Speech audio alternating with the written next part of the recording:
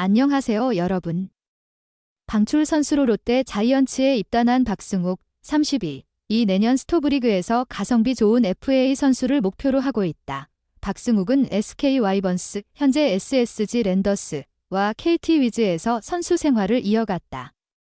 2021 시즌 후 KT로부터 방출 통보를 받은 박승욱은 그 이후 무적 신세가 되었다. 그러나 롯데는 그에게 손을 내밀었고 2021년 11월 입단 테스트에 합격하면서 롯데 유니폼을 입게 되었다. 롯데에서 새로 시작한 박승욱의 활약은 인상 깊었다. 2022 시즌 그는 이학주와 배성근을 제치고 주전 유격수 자리를 차지하며 100경기에서 타율 0.27, 1홈런, 16타점, OPS 0.590을 기록하며 괜찮은 성적을 거두었다. 2023 시즌에는 123경기에서 타율 0.286, 30타점, OPS 0.733으로 커리어 하이를 달성했다. 2023 시즌 동안 박승욱은 50억 유격수 노진혁의 부진을 틈타 롯데의 주전 유격수로 자리 잡았다. 공격면에서는 나쁘지 않았다. 그는 2024 시즌 139경기에서 타율 0.262, 7홈런, 53타점, OPS 0.716을 기록하며 프로 데뷔 후 가장 많은 경기를 소화했고 개인 최다 홈런 7홈런을 기록하며 1000안타, 106안타도 달성했다. 하지만 수비에서 문제가 있었다. 박승욱은 2023 시즌 실책 23개로 박찬호, 기아 타이거즈, 박성한, SSG 랜더스과 함께 실책 부문 공동 2위를 기록했다. 유격수는 수비 부담이 크기 때문에 실책이 많을 수밖에 없지만 833이닝을 소화하며 실책 22개를 기록한 것은 문제로 지적될 수 있다. 박찬호 1123분의 1이닝과 박성한 1115이닝은 박승욱보다 더 많은 이닝을 소화하며 실책을 줄였다. 2025년은 박승욱에게 중요한 해가 될 것이다. 2025 시즌이 끝나면 처음으로 FA 자격을 얻게 된다.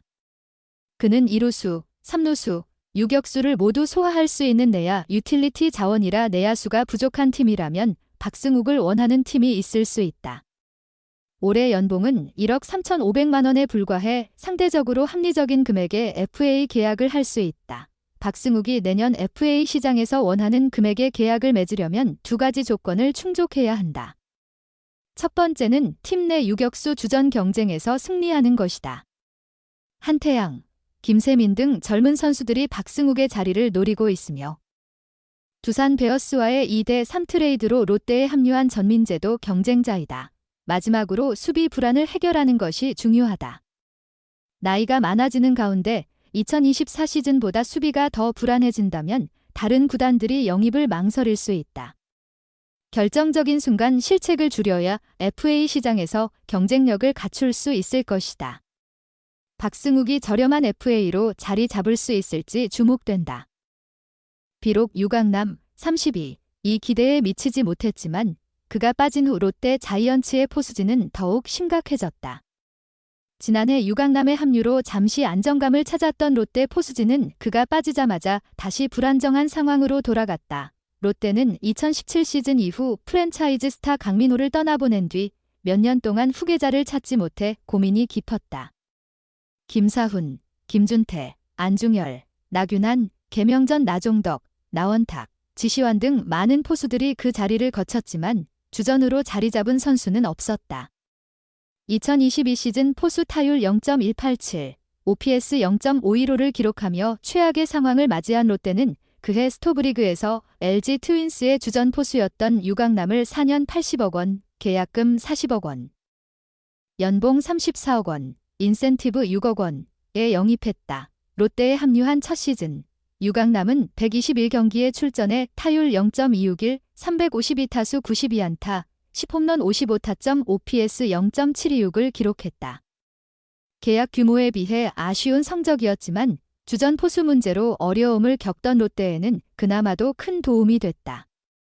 수비에서도 전반적인 마운드 안정감을 제공했다는 평가를 받았다. 유강남은 아쉬운 성적을 거두었지만 팀에 잘 적응하며 기대감을 모았다. 특히 포수 출신 김태형 감독의 합류로 더 큰 기대를 받았지만 그 결과는 실망스러웠다. 6월까지 타율 0.191, 5홈런, 20타점, OPS 0.599로 최악의 성적을 기록했고 무릎 부상으로 시즌을 일찍 마감했다.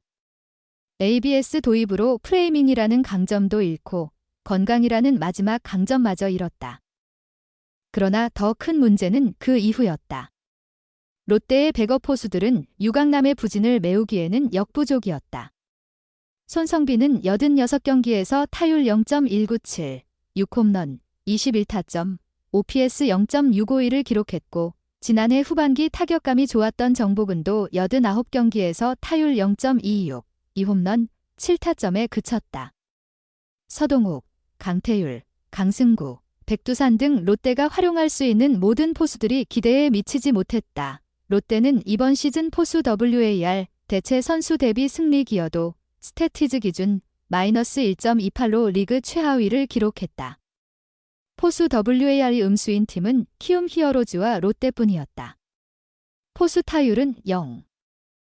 193으로 리그에서 유일하게 1할 타율을 기록했고 OPS는 0.564로 리그에서 유일하게 0.5대의 수치를 기록했다. 사실상 유강남을 영입하기 전 2022 시즌 포수 타율 0.187, OPS 0.52로 돌아간 상황이었다. 백업 포수들의 한계를 확인한 롯데는 이제 유강남의 복권만을 기다릴 수밖에 없다. 건강을 회복한 유강남이 기대에 부응할 수 있을지 주목된다. 프로야구 롯데, 자이언츠의 외국인 투수 계약에 대한 소식이 아직 전해지지 않고 있다.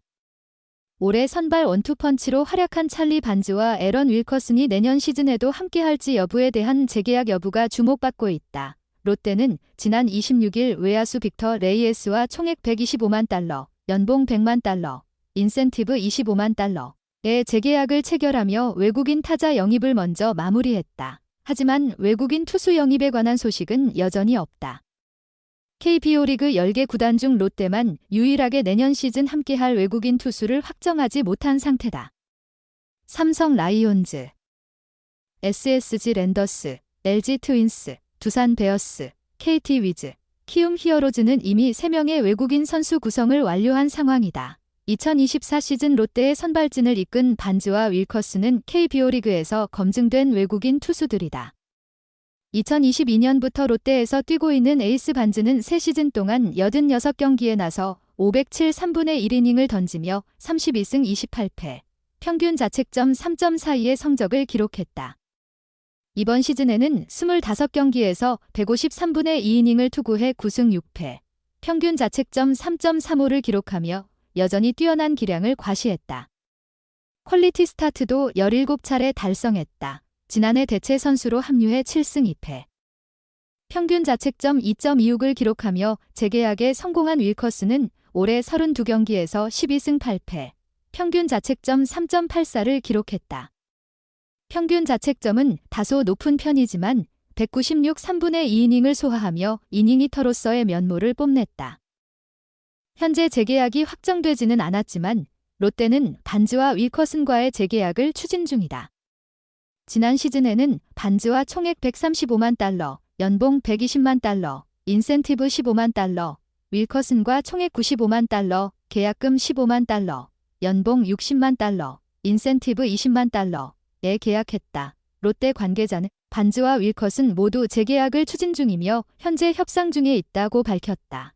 다만 반즈와 윌커슨과의 재계약 협상이 결렬될 경우를 대비해 다른 외국인 투수들도 후보군에 올려두고 검토하고 있다.